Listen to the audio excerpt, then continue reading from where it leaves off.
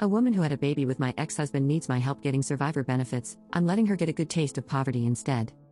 My 43 ex-husband, Duke, 54, and I divorced because he habitually cheated on me. We were divorced a little over 2 years when he died in a motorcycle accident. I paid for his funeral because of my daughter, 15, and despite everything, he was her father. I didn't want the state to bury him. That was 4 months ago, and my daughter is doing well. I applied for survivor's benefits for her shortly after his funeral and have been receiving monthly payments. Yesterday, I received a phone call from my caseworker at the Social Security office informing me that a woman called claiming that she had a 3-year-old son by my ex-husband. However, the woman had no proof the boy is actually my ex-husband's, no signed birth certificate or DNA test. The caseworker asked me if I would be willing to allow my daughter to do a DNA test to prove this child's paternity. I refused. I did the math, and this child was definitely conceived while I was still married to my ex. Furthermore, at the time of conception I had gone through a very traumatic hysterectomy with major setbacks that nearly killed me. I suspect I know who this woman is, and she definitely knew my ex-husband and I were still married. I'm mad as hell and I'm not sure if I'm doing the right thing by refusing, but I was humiliated enough by my ex when he was alive, and I feel even more embarrassed now. Update 1. About a month after I found out about this little boy, I did indeed tell my daughter who is now 17. She was shocked as you can imagine and very hurt by her dad's actions. I explained to her the full situation, and she didn't want to do it then. She said she needed time, so that's what I gave her. Incidentally, she has been in therapy since before, during and after the divorce. Her father and her were never close because he had a kids are to be seen and not heard mentality, which caused a lot of problems even when we were still together. The woman who had an affair with my husband was a work colleague/friend. We all worked together at the same place. We both still work there, just in different areas. After I got the call from my caseworker, several mutual acquaintances approached me and told me that she wanted to sit down and talk with me about her problem. I thought about that for a few days and ultimately decided to meet up with her. We met at a coffee shop by our job on a Saturday. She told me that she and my ex started out as friends at first. He would give her advice on how to deal with her other 2 kids' dad. She said very quickly it turned into flirting and hanging out and eventually a full-on affair. By this time, he's telling her I was getting suspicious that something was going on and she was already pregnant. She told him about the pregnancy, and he told her he wouldn't be leaving me, but he would assist her with whatever the child needed. She was hurt and angry but stuck with the situation as she was already struggling with the 2 kids she had and needed help. She went on to say that he was very much in love with me and that she was jealous of me for having him. Not one time was this woman remorseful. No apologies. Nothing. I asked her did she even care what their affair did to my daughter, and she replied no, because she had enough on her plate dealing with her own children and quite frankly didn't care about mine. That's word for word. At this point I told her that I have informed my daughter about her son, and she is currently not interested in participating in this scenario.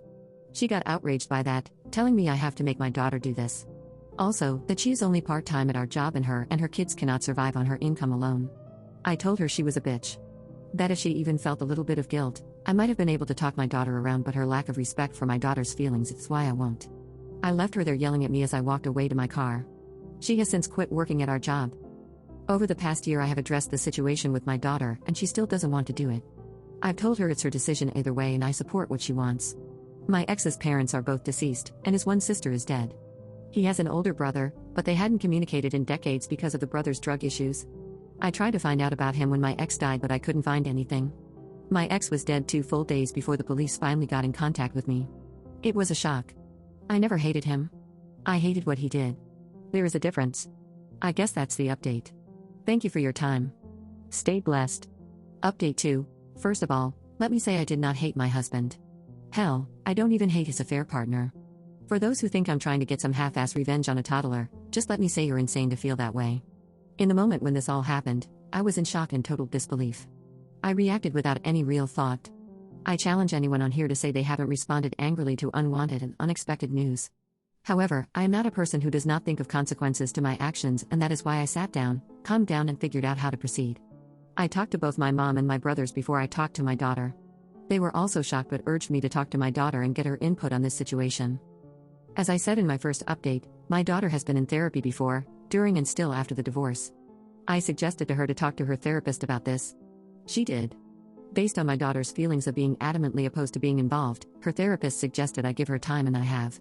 My daughter is a sweetheart, and I'm not saying this about her because she's mine. But it has been a lot for her to deal with at one time. I'm sure in the end she will change her mind, but I refuse to bully her into it. It has to be 100% her decision. Some of you think I hate my ex-husband and I'm using this situation to get back at him. I do not. I hated what he did.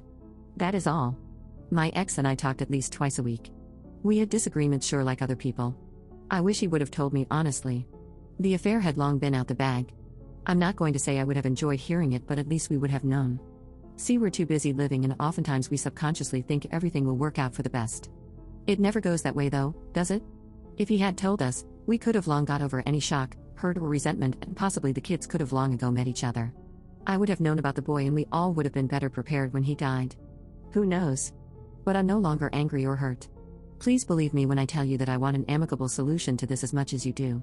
That day in the coffee shop with her, I once again reacted, but I'm human with feelings and emotions just like all of you. My ex-husband had no one else but us. As I said, he has a brother who's on drugs, who I spent weeks trying to locate, and I couldn't.